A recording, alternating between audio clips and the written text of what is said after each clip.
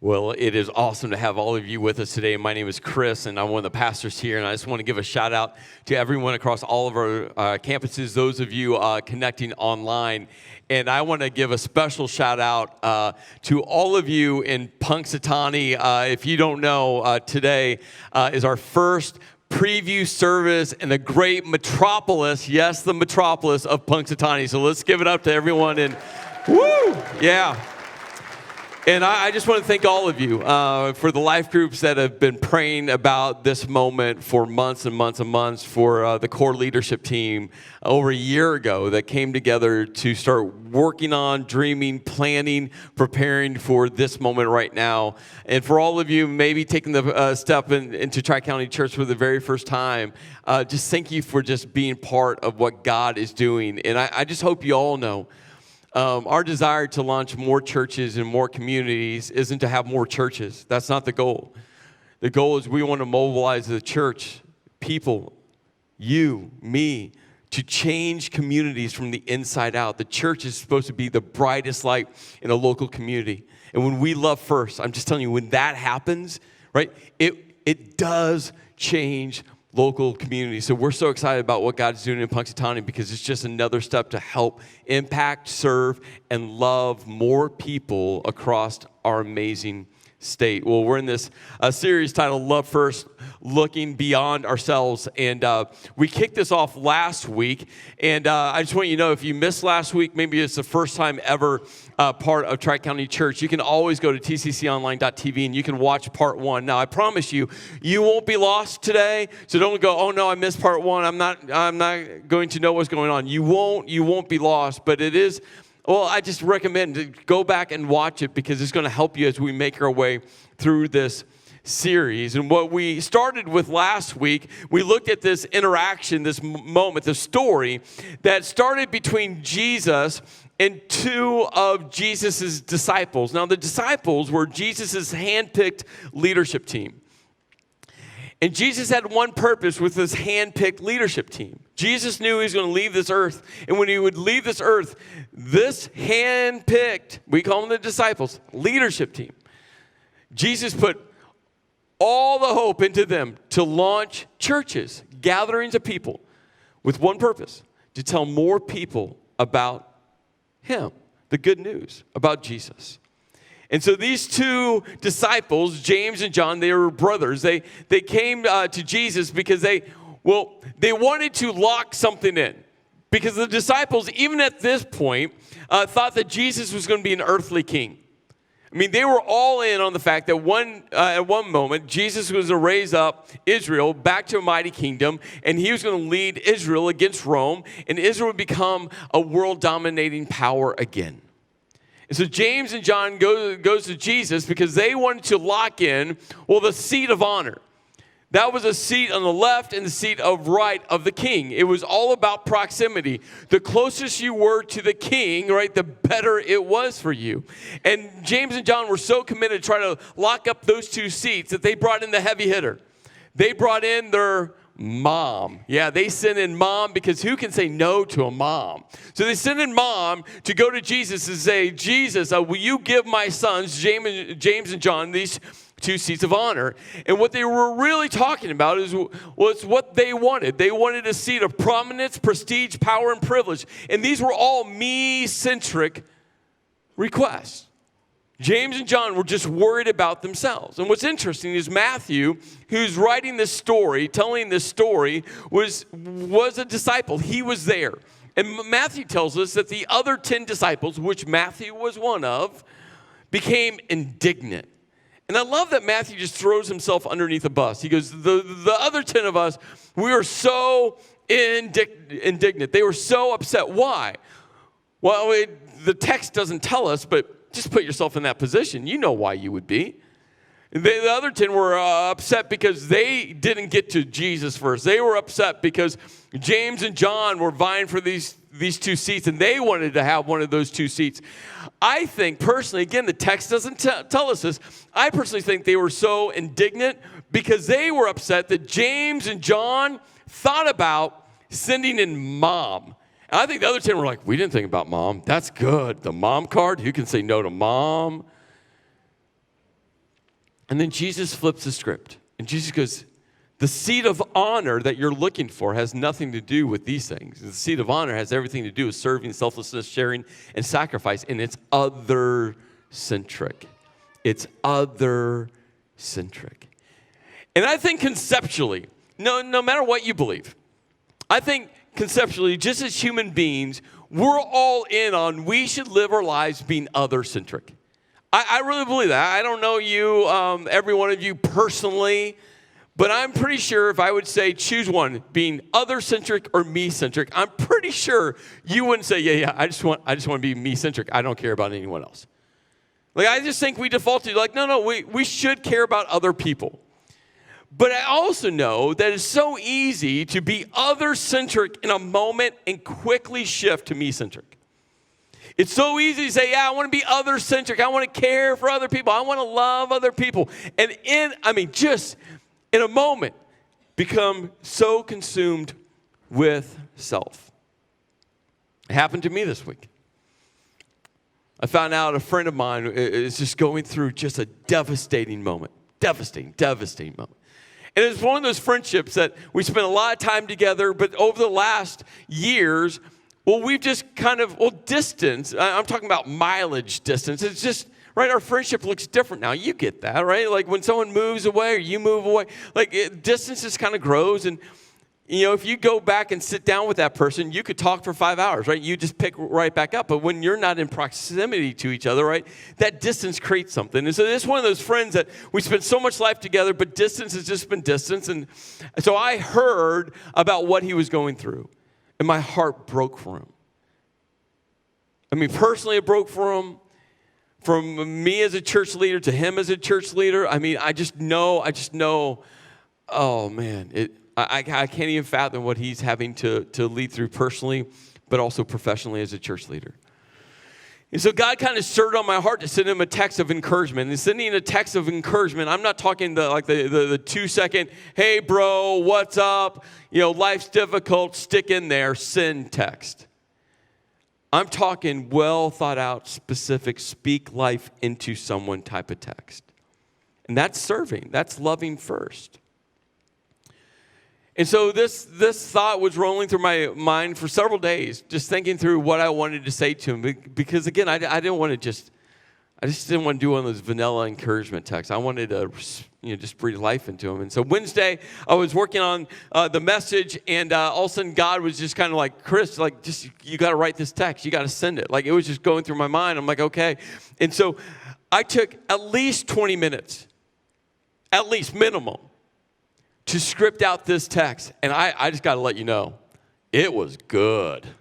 Good. I dropped that, and I inserted that, and I said that, and personal and professional and spiritual advice. It was good to the point where I should copy and save that for later use. It was that good. So I got done reading through it, and I really felt like, God just, at the right moment, at the right time, put the right words on my heart, and I was faithful and obedient to write those. I hit send, and it was such a cool moment because it was just other-centric, right? I just breathed life into them. But something interesting happened over the next 48 hours. Because when I hit send, it was really other-centric. It was all other-centric. But all of a sudden, this thought hit my mind. Somewhere underneath that, over the next 48 hours. When he didn't text me back. And all of a sudden I started thinking to myself, man, he didn't say thanks. He didn't give me a fist bump emoji. He didn't say I appreciate you. Nothing. And all of a sudden my mind started going like I pour my life into him and nothing back. I carve out 20 minutes that I don't have during my message writing time, that I don't have to script him a beautiful encouragement text and nothing back. I breathe life. I lead into him. I've given him so much over the years. I've done. And I shift quickly from other-centric to me-centric. And all of a sudden God was like, and this is a horrible part, by the way, of doing this message, sermon, preaching thing. God just always uses anything I say against me. It's brutal. So all of a sudden, I'm in this me-centric rotation of just, seriously, emotionally, I was just all upside down. Like, I can't believe. Like, I did this for him, and I did this for him, and I did this, and I did this, I did. And all of a sudden, God was like, hey, Chris, do you remember that great little pithy rhyming phrase saying that you put on the screen last week? And I'm like, God, no, I don't have to follow what I say on stage. Right? And God's like, you said everyone. I'm so consumed with me that it's impossible for me to see. And then, Chris, you said, but when you take your eyes off me, then you can see.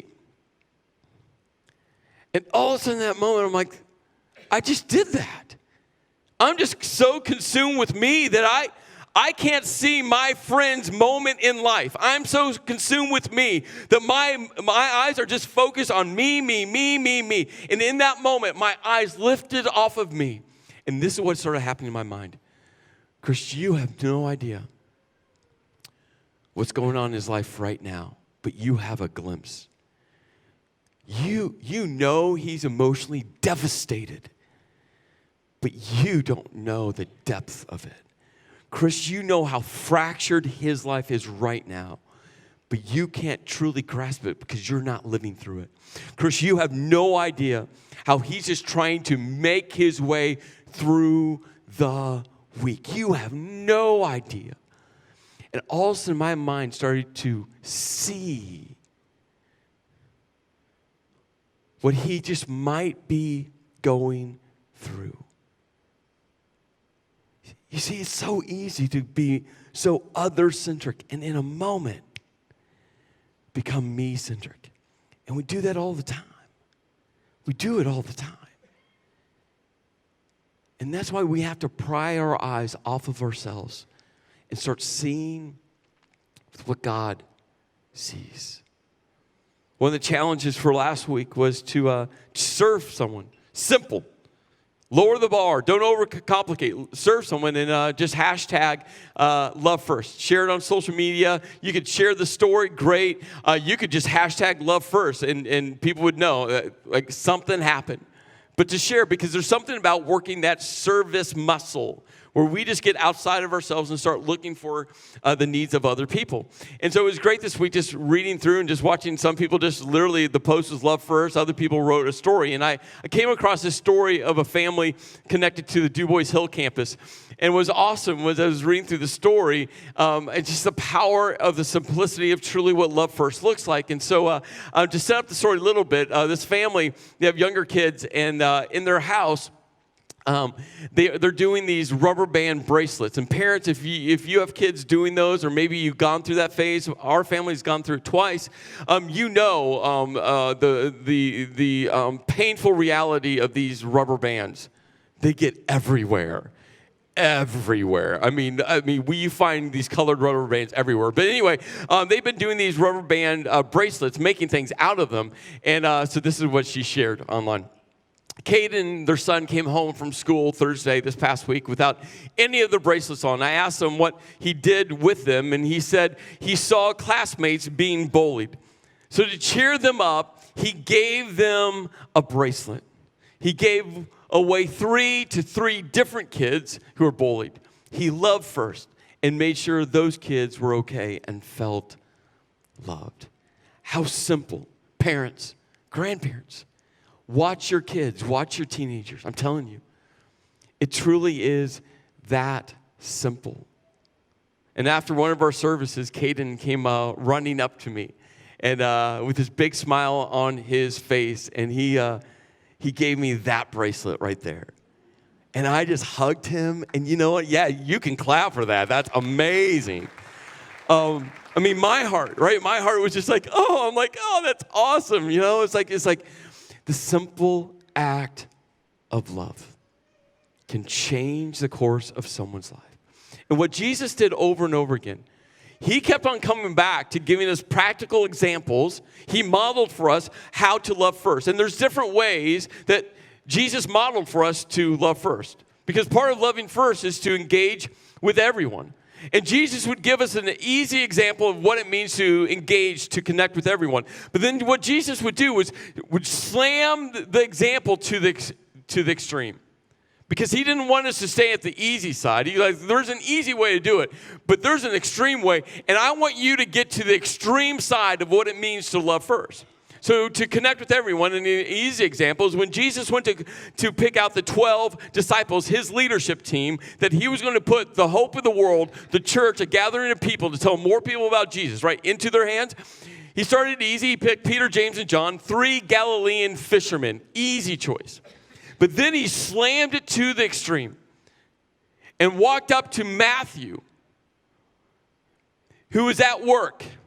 And Matthew, well, every good Jewish man, woman, boy, and girl hated Matthew and those in Matthew's profession. Matthew, being a Jewish man, was a tax collector, which meant he was working for the Roman government, the evil Roman Empire. And Jesus walked up to Matthew and said, no, you're going to be part of my 12.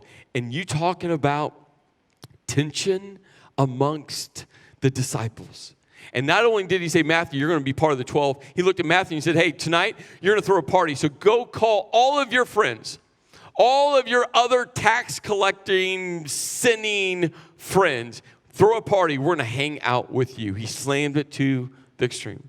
Jesus said, I'm going to challenge everyone. Part of loving first is to challenge everyone. On the easy side, he would say, come follow me. That was the easy side. Now we say to name Jesus the subject of your life. That's the easy step.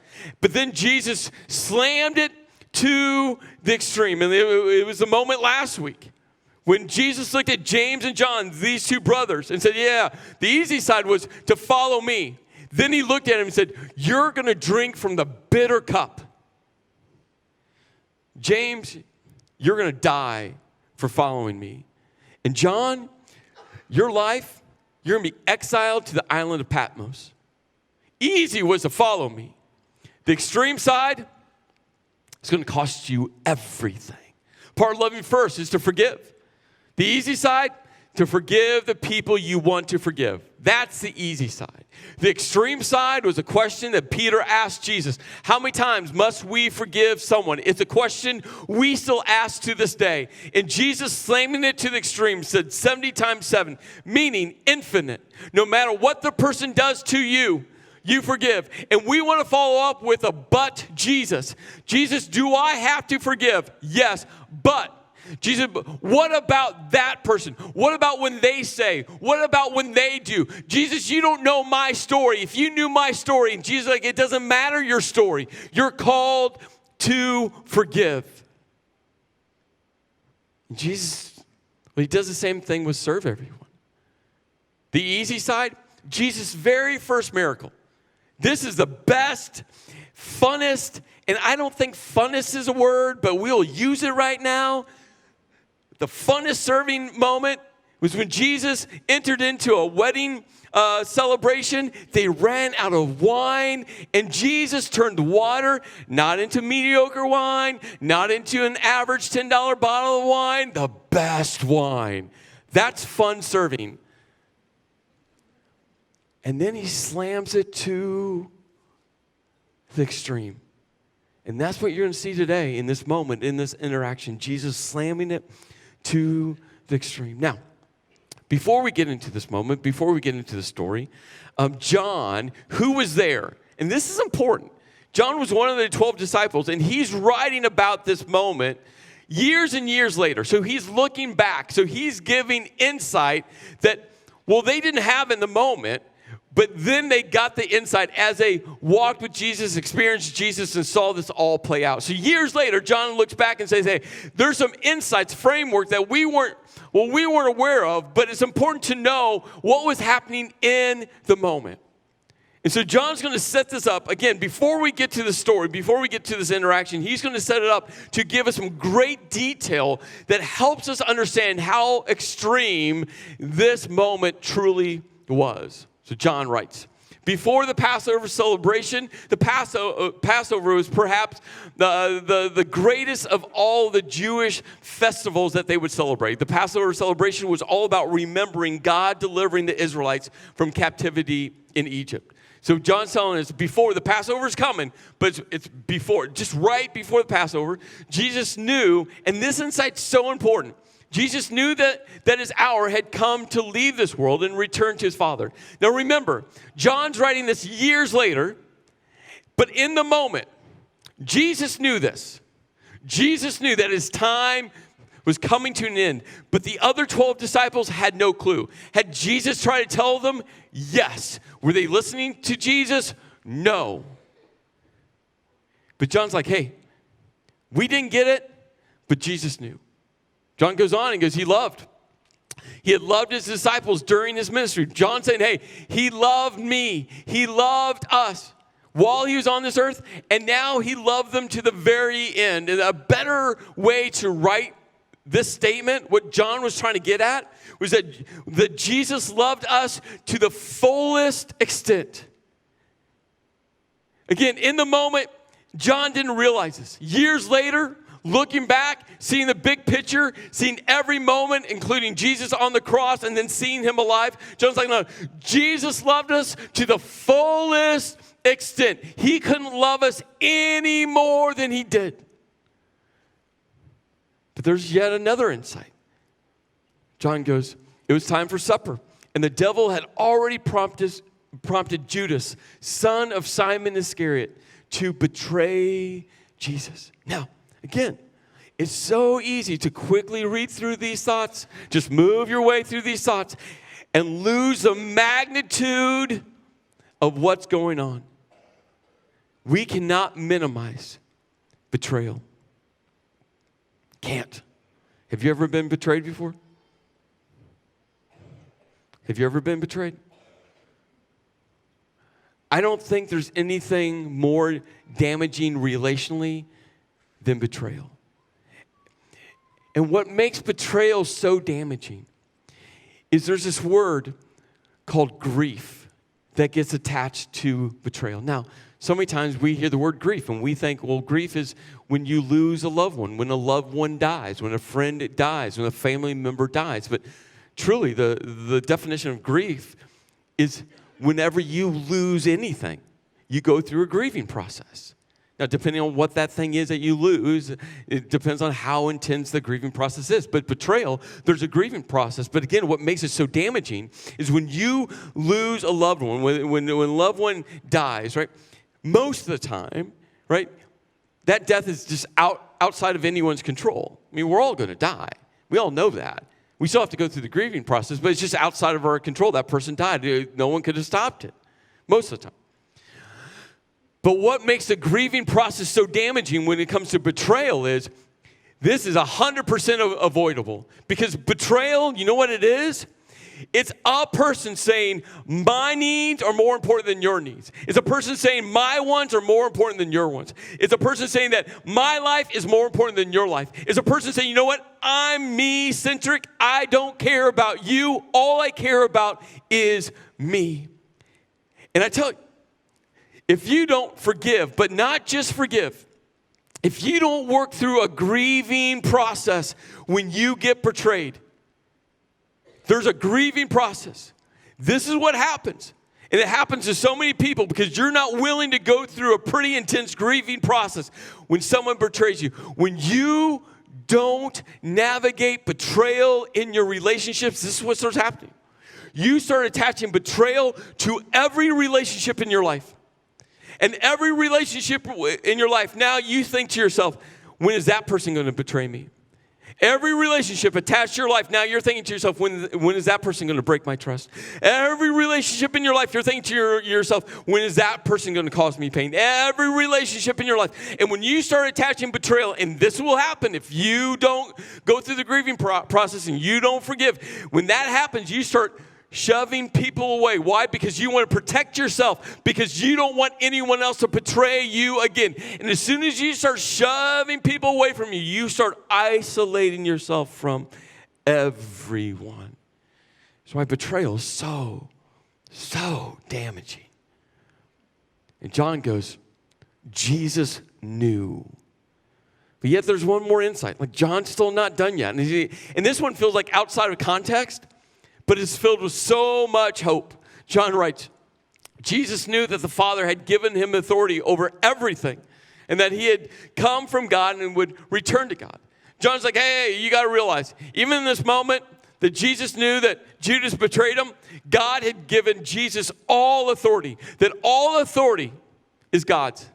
And God allowed Judas to betray him. If you're in the season of life wondering, why, God, why did you allow? And you fill in the blank, you know, God, why did you allow? You have to hold on to hope that God is in control of it all. And you might not understand what he's trying to teach you. You might not understand what he is doing. You might not be able to make sense of it all right now. But that's why you hold on to Paul's words when Paul says, hey, that God works together for good in all things through those who love him and who are called according to his purpose, who are following in his footsteps. That God can take any bad, and if you just lean into him, he can turn it into good. And John's like, hey, Jesus knew Judas was there. Betrayal was in motion. But all authority was still in Jesus' hands. Then Jesus got up from the table, took off his robe, wrapped a towel around his waist, and poured water into a basin. And the room was deafening in silence. Because for every disciple, they knew what this looked like. For every disciple sitting there, they knew. And in their minds, it had to be rolling through their minds going, no. We know what this looks like. It can't happen. We know what we've seen this happen time after time after time before. Not with Jesus, with other people, but no, this can't be happening. Jesus must have a twist on this moment. Jesus must be leaning into something different. But what we think is happening can't actually come to fruition. Then, what they couldn't believe was going to happen started to happen. Then Jesus began to wash the disciples' feet. Remember, for the disciples, Jesus was their coming king. Hence why James and John were fighting over the seat of honor. And now their king was serving to an extreme. Because in their culture, the washing of feet was reserved for a servant, for a slave. And servants and slaves in their culture had no human value, none. People didn't even see them as a human being. They were an object to perform a service. And all of a sudden, Jesus, their king, now is stooping down. You're talking about slamming it to an extreme, stooping down to a level that had no human value, to wash their feet. Now, for you and I mean, what's the purpose of our feet? Have you pondered that recently? Probably not. But think about it. In our day and age, our feet are used to walk 3 yards from our front door to our car. We get into our car, we sit down where we rest our feet. And pressing the gas pedal does not count as using our feet. We drive miles and miles to our destination. We find the closest parking spot because we don't want to use our feet that much. We get out of our car where we engage our feet again to walk another 3, 4, 5, 6 yards, where we walk into a restaurant where we rest our feet, walk into our place of employment where we rest our feet, right? Our feet, right? We don't want to use them that much. For them, their feet was their mode of transportation. And they didn't have Dr. Scholl's being inserted into their sandals. It was their whole means of transportation. They walked everywhere. And Jesus began to scrub their feet, taking a towel, drying them with the towel that he had around them. And Peter, he wasn't the first disciple to get his feet washed. He wasn't the last. We don't know in between that what order. But as Peter sat there and he watched Jesus wash the first disciple's feet, and then maybe the second, maybe the third, maybe Peter was fifth or sixth or eighth in line. We don't know. But what I think is person after person, all of this almost anger and pride was welling up within Peter, because Peter's thinking to himself, Jesus is our king. Why in the world would you allow him to wash your feet? And why would you allow him to wash your feet? And why would you allow him to wash your feet? And all of a sudden, Jesus comes to Peter, and Peter, it's just been building. And Peter's like, no, Lord, are you going to wash my feet? It's a form of a question, but Peter wasn't asking a question. This was a statement. He goes, you're not going to wash my feet. These other guys, fine. They allowed you to do that. That's on their shoulder. You're my king, and no king will wash my feet.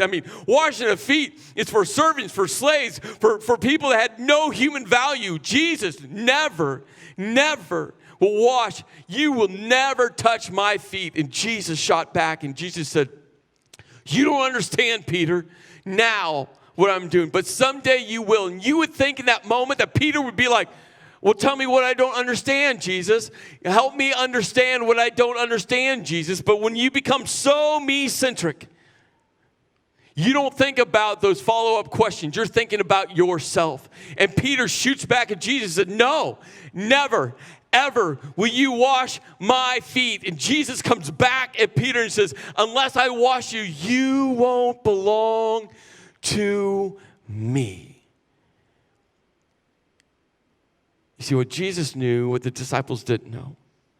In this moment, Jesus has slammed serving, loving first to an extreme. But within hours, Jesus would elevate the extreme to a level that they couldn't even comprehend. And in hours, on a cross, Jesus would put into motion the greatest act of serving, which was the greatest act of loving anyone could ever comprehend. And Jesus was saying, Peter, come on. Unless you accept what I'm doing for you now and hours from now, unless you accept my greatest act of serving, loving, you can't belong to me. And Peter, being so consumed with self, he shoots back and goes, well, then wash my hands and head. And, well, Lord, not just my feet. Give me a bath. And Jesus had so much patience with his leadership team, right? He's like, oh, here we go again, Peter. You're just running your mouth. So Jesus was like, a person who is bathed all over does not need to wash except for the feet to be entirely clean. And you, disciples, are clean, but not all of you. And then John, again, years later, he's like, hey, you got to understand what Jesus said here. You got to understand. You can't miss this.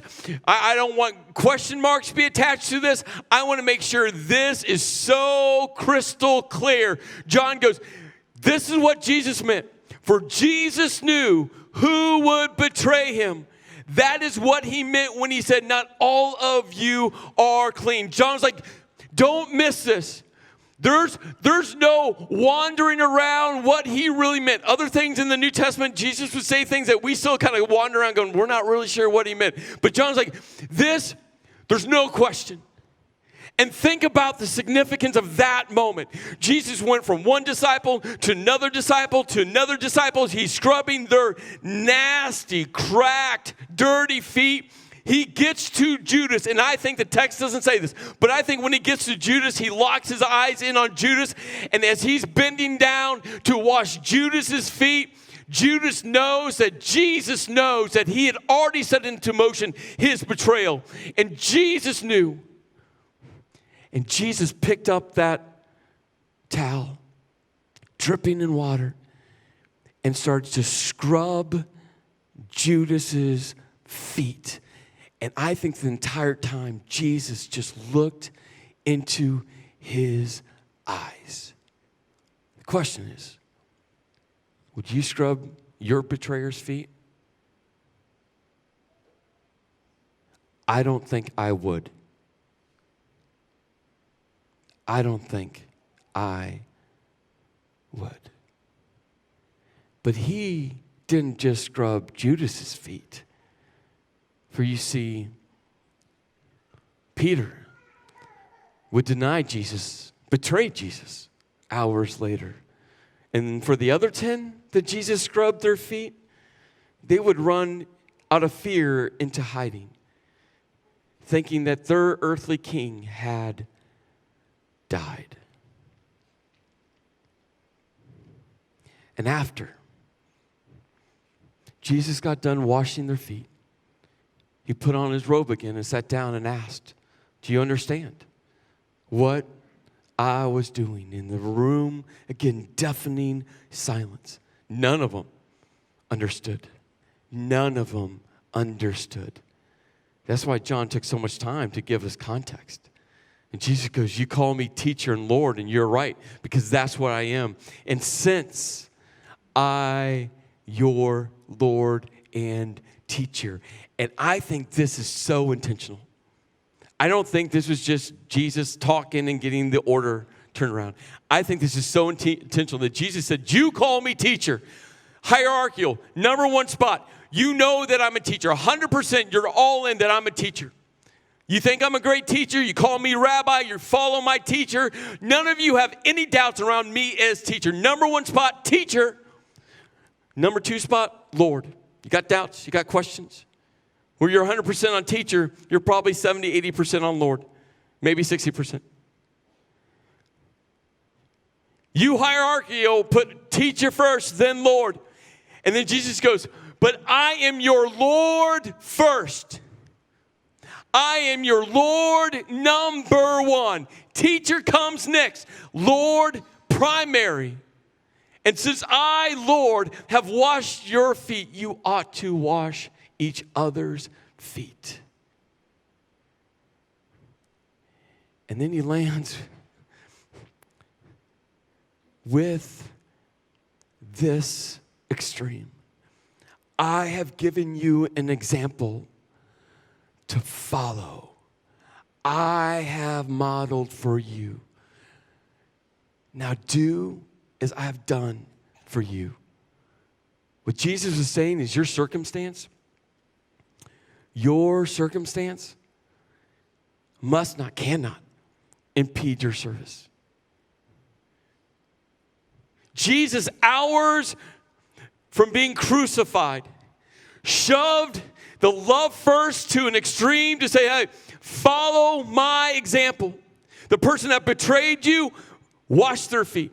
The person that has broken trust with you, wash their feet. The person that has walked away from you, wash your feet. Your life is upside down right now. You're going through one of the most difficult moments of life.